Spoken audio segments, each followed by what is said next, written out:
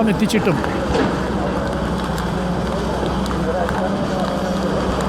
സുദേവൻ്റെ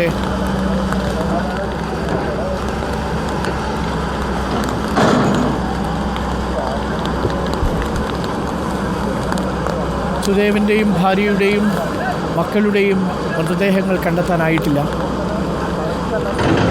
നാസറിൻ്റെയും ഭാര്യയുടെയും മകൻ്റെയും വിവരമില്ല. 191 പേരെക്കുറിച്ച് ഒരു ധാരണയുമില്ല. മരണം 210 പിന്നിട്ടിരിക്കുന്നുവെന്നതാണ്. ശരീരഭാഗങ്ങളാണ് പലപ്പോഴും കിട്ടുക. ചാലിയാർ പുഴയുടെ പല ഭാഗങ്ങളിൽ നിന്ന് ശരീരാവശിഷ്ടങ്ങൾ കിട്ടി. അത് ആരുടേതാണെന്ന് ഇനി ഒത്തുനോക്കണം. അത് ആരുടേതാണെന്ന് അറിയണമെങ്കിൽ ജനിതക പരിശോധന നടത്തണം. കേരളം ഇന്നേവരെ കണ്ടിട്ടില്ലാത്ത ഏറ്റവും രൂക്ഷമായ ഉരുൾപൊട്ടലിൻ്റെ കെടുതിയിലേക്കാണ് നമ്മൾ പോകുന്നത്.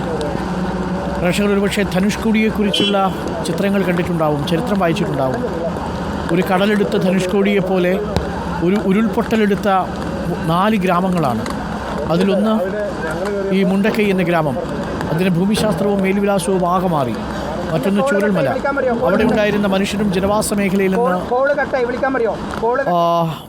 വേരോടെ പിഴുതെറി മാറ്റപ്പെട്ടു. മനുഷ്യവാസമുണ്ടായിരുന്ന ഇടങ്ങളിലെല്ലാം ചെളിയും മണ്ണും കോൺക്രീറ്റ് സ്ലാബുകളും വന്നടിയുന്ന കാഴ്ച കണ്ടു. വലിയ പാറക്കെട്ടുകൾ കണ്ടു, വലിയ പാറക്കഷ്ണങ്ങൾ കണ്ടു. മനുഷ്യരെ മാത്രം കാണുന്നില്ല.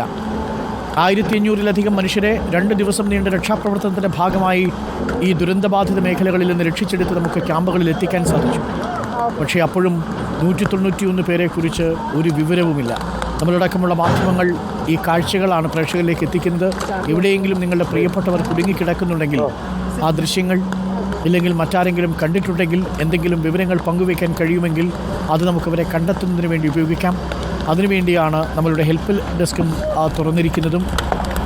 ഒട്ടേറെ ആളുകൾ, ആയിരക്കണക്കിന് ആളുകളാണ് റിപ്പോർട്ടർ TVയുടെ ഹെൽപ്പ് ഡെസ്കിലേക്ക് വിളിച്ചത്.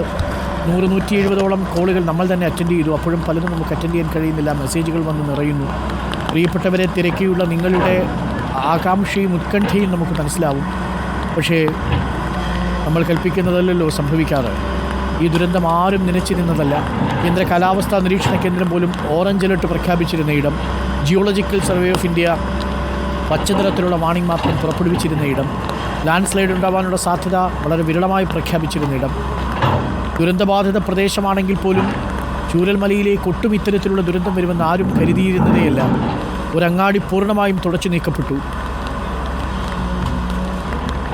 മുണ്ടക്കൈ ഭാഗത്തെ പള്ളിയും അതിനോട് ചേർന്നുള്ള വീടുകളുമെല്ലാം ഇല്ലാതെയായി കഴിഞ്ഞു. കണക്കുകൾ പറയുന്നത് 100 വീടുകൾ മുണ്ടക്കൈ പഞ്ചായത്തിൽ രജിസ്റ്റർ ചെയ്തിരുന്നു. പക്ഷേ ഇപ്പോൾ അവിടെ അവശേഷിക്കുന്നത് കേവലം 30 വീടുകൾ മാത്രമാണ് എന്നാണ്.